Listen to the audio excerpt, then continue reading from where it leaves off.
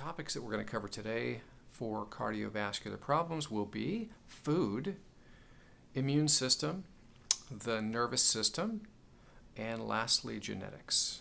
So to begin with, food is the number one cause of cardiovascular disease. More specifically, the number one cause with regards to food, because we have how many foods, right? We have proteins, we have carbohydrates, and we have fats. The number one cause of heart disease, plain and simple, is sugar. Sugar and carbs. Now, another aspect to this can be things such as lectins. I'm not sure if you heard that term yet, but lectins are also another aspect, another cause of inflammation in the body. And when you inflame your body, typically inflammation goes everywhere. And we do not want to create chronic inflammation in our cardiovascular tissue. But let's move back to talking about carbohydrates and sugars. Many diets on the market, and as you know, for maybe about 50 years now, we have been scared or frightened away from eating fat. That eating fat makes you fat and it clogs your arteries and causes heart disease. Absolutely nonsense. Completely wrong. Because fat is actually essential fatty acids. Fats are critical for your hormones. They're critical for your skin. They're critical for your brain health. Your brain is over 60% fat.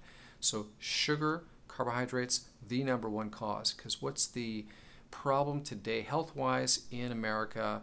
1 out of every 3 people has pre-diabetes. Diabetes, blood sugar problems. And what happens with blood sugar problems? They move into heart disease. They literally, it starts causing damage to your entire cardiovascular system. Matter of fact, most recent science says that eating lots of carbohydrates and sugars, people will do breakfast, they'll do cereal, or they'll do fruit and berries and yogurt and a coffee, and they'll run.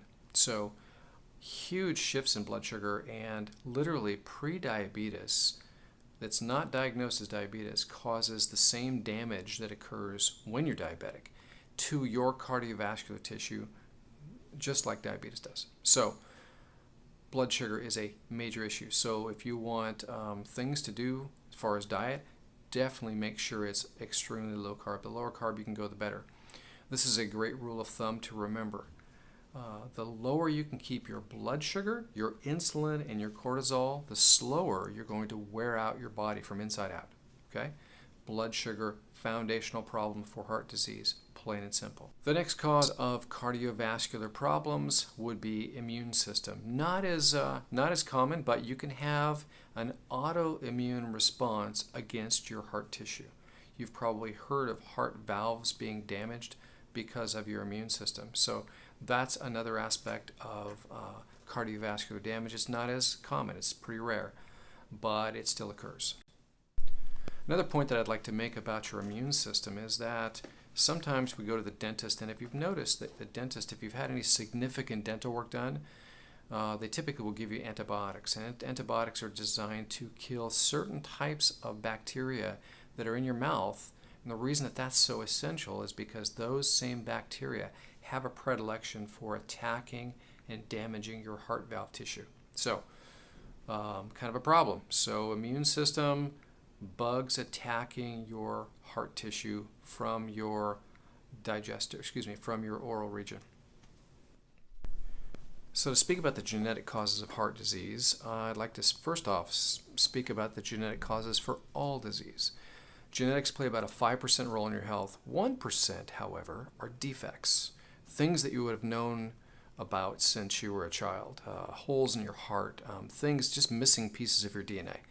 The defects, right? The other 4% of your genetics are markers.